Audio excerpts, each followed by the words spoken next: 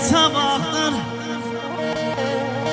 ayetler itirmiş anamı, ya küleyler aparım seller anamı.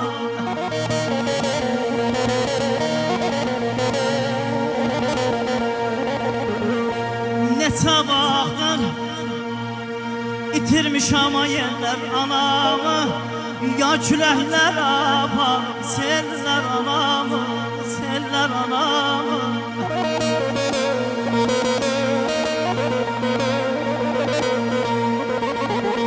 Çox gəzdim obanı, çox gəzdim dünyanı, çox gəzdim obanı,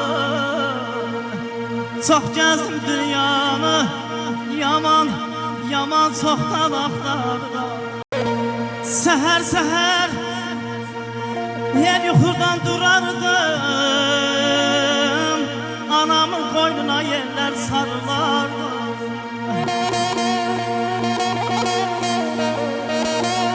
Səhər, səhər, niyə yuxudan durardım, anamın boynuna sarılardım, onunla hər gecə mən qalardım. Nə yaman çox istəmişəm ellər anamı, ya küləklər aparım sellər anamı, sellər anamı, sellər anamı. Çoxdandır həsrət amayanam, lay lay. Bu sözlerim hikmətdir hey qanana, sənə hardasan qayıt gəl yalvarıram ayana.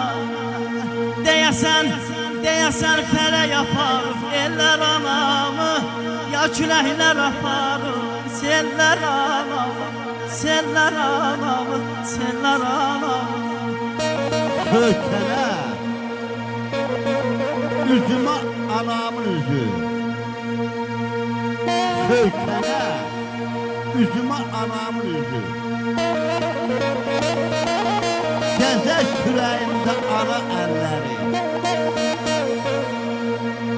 ola bazı bəndim, ola qol bağım, dura biləyimdə ana əlləri.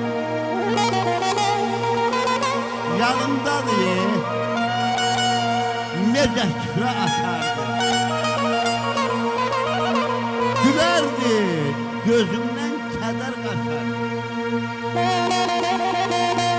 Min dadlı çörəyin ətrini saçardı, yavan çörəyində ana əlləri. Ana qurbanın olun qalx məzarından, al qoynuna bir də mənə layladı, layladı. İnsanın çoxdur insan içində, sənə qurban olum ana, layladı. Sənə qurban olum ana, layladı, layladı, layladı. Oxu qoy, oxu qoy eşidim həzin səsini, aman, aman, aman, aman. Oxu qoy, nəfəsin üzümə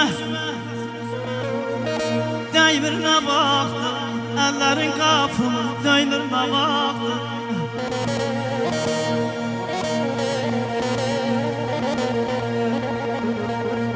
Kimsəsiz qalmışam ayana, gör bir nə vaxtı, yaman darıxıram sənin üçün ana, yaman darıxıram sənin üçün ana.